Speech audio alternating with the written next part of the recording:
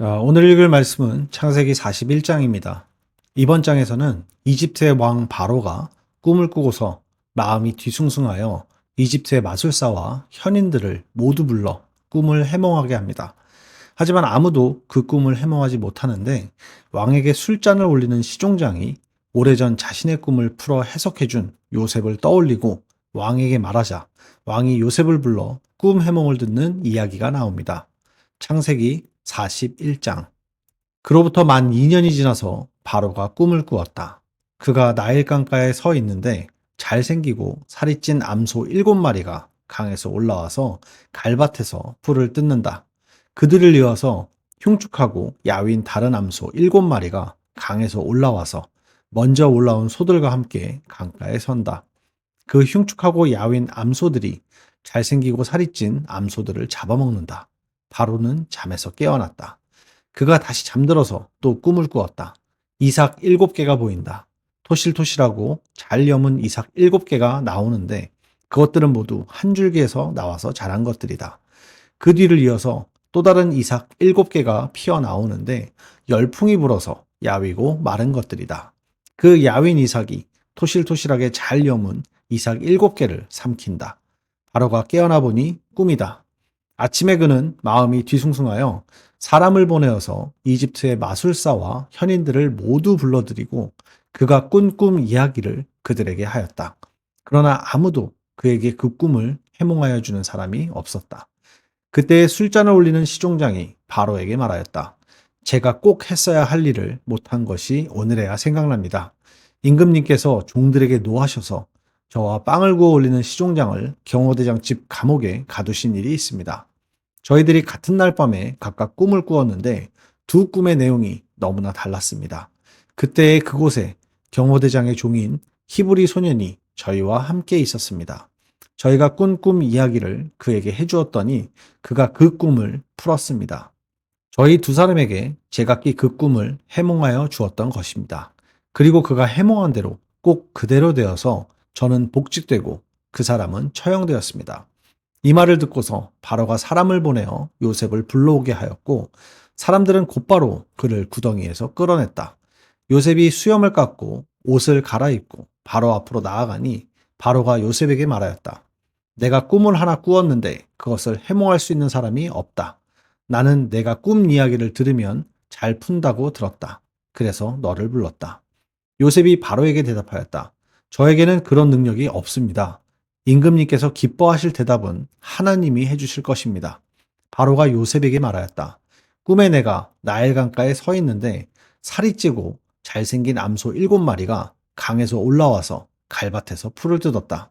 그것들의 뒤를 이어서 약하고 아주 흉측하고 야윈 다른 암소 7마리가 올라오는데 이집트 온 땅에서 내가 일찍이 본 일이 없는 흉측하기 짝이 없는 그런 암소들이었다.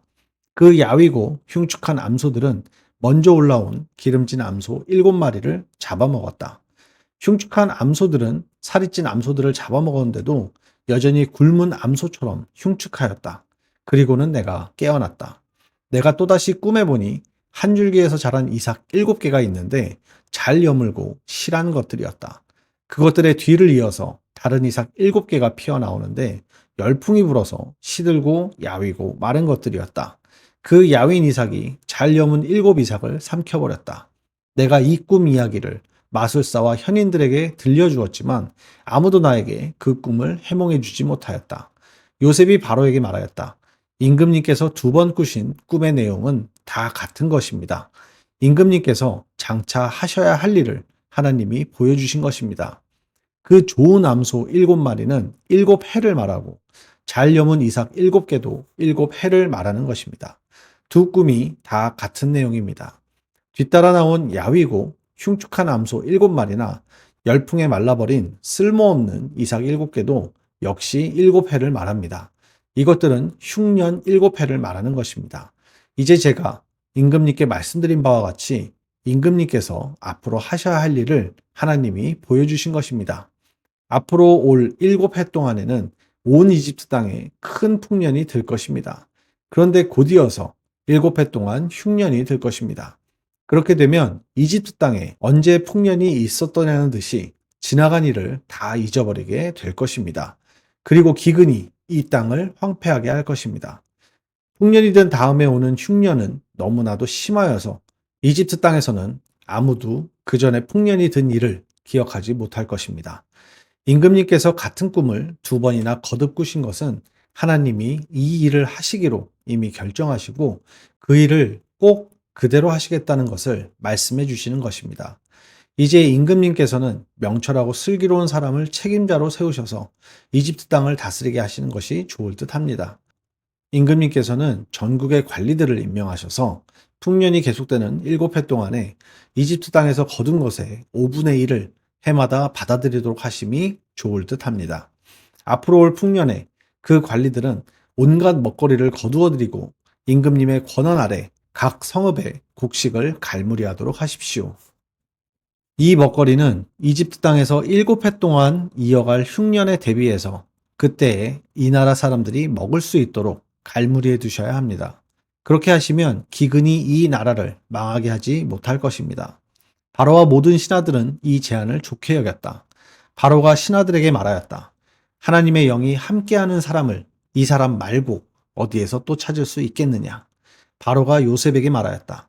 하나님이 너에게 이 모든 것을 알리셨는데 너처럼 명철하고 슬기로운 사람이 어디에 또 있겠느냐? 내가 나의 집을 다스리는 책임자가 되어라. 나의 모든 백성은 너의 명령을 따를 것이다. 내가 너보다 높다는 것은 내가 이 자리에 앉아 있다는 것뿐이다. 바로가 또 요셉에게 말하였다. 내가 너를 온 이집트 땅에 총리로 세운다. 그렇게 말하면서 바로는 손가락에 끼고 있던 옥새 반지를 빼서 요셉의 손가락에 끼우고 고운 모시옷을 입히고 금목걸이를 목에다 걸어주었다. 그런 다음에 또 자기의 병거에 버금가는 병거에 요셉을 태우니 사람들이 물러나거라 하고 외쳤다. 이렇게 해서 바로는 요셉을 온 이집트 땅에 총리로 세웠다. 바로가 요셉에게 말하였다. 나는 바로다.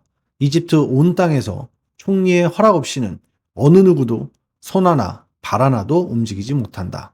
바로는 요셉에게 사브나빠네라는 이름을 지어주고 온의 제사장 보디베라의 딸 아스낫과 결혼을 시켰다. 요셉이 이집트 땅을 순찰하러 나섰다. 요셉이 이집트 왕 바로를 섬기기 시작할 때에 그의 나이는 30살이었다.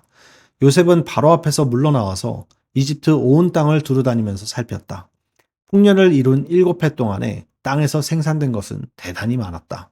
요셉은 이집트 땅에서 7해 동안 이어간 풍년으로 생산된 모든 먹거리를 거두어들여 여러 성읍에 저장해 두었다. 각 성읍 근처 밭에서 나는 곡식은 각각 그 성읍에 쌓아두었다.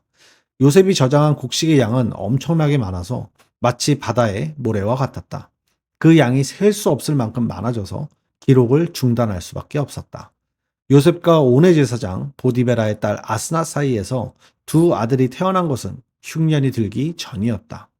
요셉은 하나님이 나의 온갖 고난과 아버지 집 생각을 다 잊어버리게 하셨다 하면서 맏아들의 이름을 므낫세라고 지었다.